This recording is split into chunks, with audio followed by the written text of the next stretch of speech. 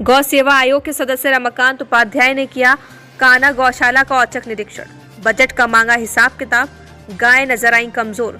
गौ सेवा आयोग सदस्य रमाकांत उपाध्याय ने बुधवार दोपहर 3:30 बजे करीब काना गौशाला का औचक निरीक्षण किया। इस दौरान उन्हें काफी कमियां दिखाई दी। देसी गाय अलग रखें, जर्सी गाय अलग रखें। गाय क्यों कमजोर हो रही हैं, सही देखरेख, सही खानपान हो, इसको लेकर दिशा निर्देश दिए गए। बाकी जो बजट मिल रहा है उसको लेकर हिसाब किताब देखा गया। 30 निगम से मिलते हैं, 50 सरकार देती है। सारे हिसाब किताब का ब्यौरा मांगा गया। वहीं दान आदि का कोई हिसाब नजर नहीं आया।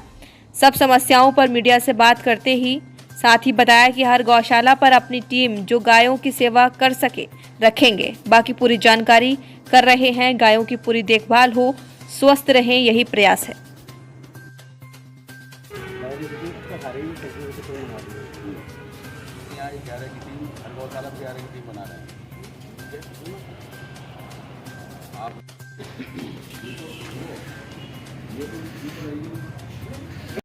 क्या रिजल्ट आया निरीक्षण का, क्या कमियां निकली, इसके बारे में थोड़ा सा विस्तार से बताइए। ऐसा है कि अभी हमने एक तो इनको निर्देश दिया है कि देसी गाय गौवंश से अलग हो और जर्सी एक तरफ हो। दूसरा, ये कमज़ोर गायें जो दिख रही हैं वो क्या समस्या है, क्यों कमज़ोर हैं, तो डॉक्टर साहब भी हैं साथ में, सारे लोग हैं।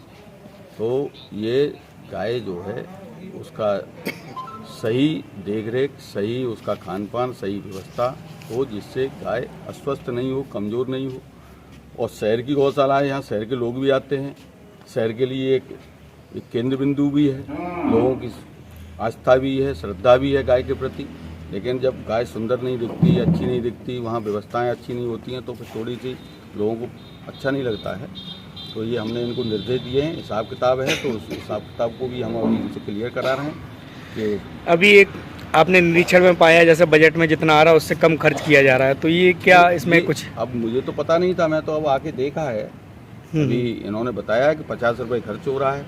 तो चूँकि मुझे जानकारी है, मैं भाई सरकार में हूँ तो मुझे सारी एक एक चीज़ की जानकारी रहती है। उसमें 30 रुपये निगम देता है, 50 रुपये शासन देता है, सरकार दे रही है तो 80 रुपये का, तो यहाँ 50 रुपये खर्च हो रहे हैं। इन्होंने बताया है कि 50 ही खर्च हो पा रहे हैं।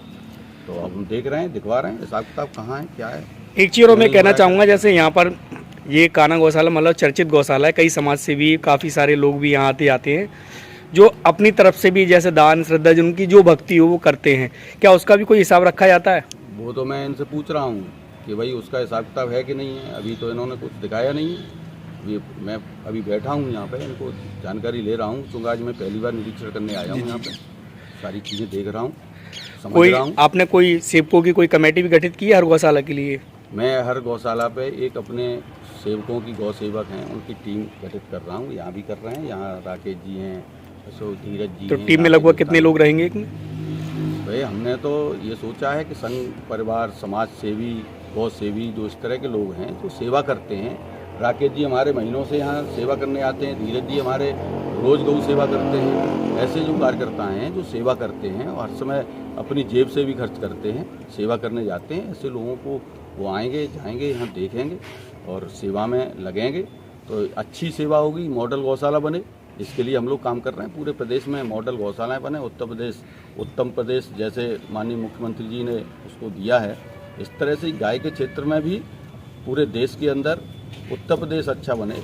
और उत्तर प्रदेश की एक एक गौ माता, चूँकि ये ब्रज भी है, कन्हैया का क्षेत्र है और कान्हा ने गाय को पाला है, सेवा की है, तो उसी तर्ज पर यहाँ पे भी पूरे उत्तर प्रदेश के अंदर, और हम लोग तो यहाँ रह रहे हैं, ये ब्रज है तो एक एक गाय की सेवा होनी चाहिए। पंडित दीनदयाल उपाध्याय जी का जो सपना था अंत्योदय योजना के अंतर्गत, उस तरह का गाय के लिए भी माननीय मुख्यमंत्री जी का सपना है। एक एक गाय को, जो अंतिम बिल्कुल कोने पर पड़ी हुई गाय थी, उसको भी पूरा भोजन मिलना चाहिए, पूरी सेवा होनी चाहिए, बल्कि उसकी और ज़्यादा होनी चाहिए। जो परेशान है, थकी है, बीमार है, तो उसकी सब व्यवस्थाएं अलग से और अच्छी होनी चाहिए। तो ऐसे ही हम लोग अभी इनको निर्देश दे रहे हैं और देख रहे हैं, बैठे हुए हैं इसीलिए आके, और आगे अच्छा होगा।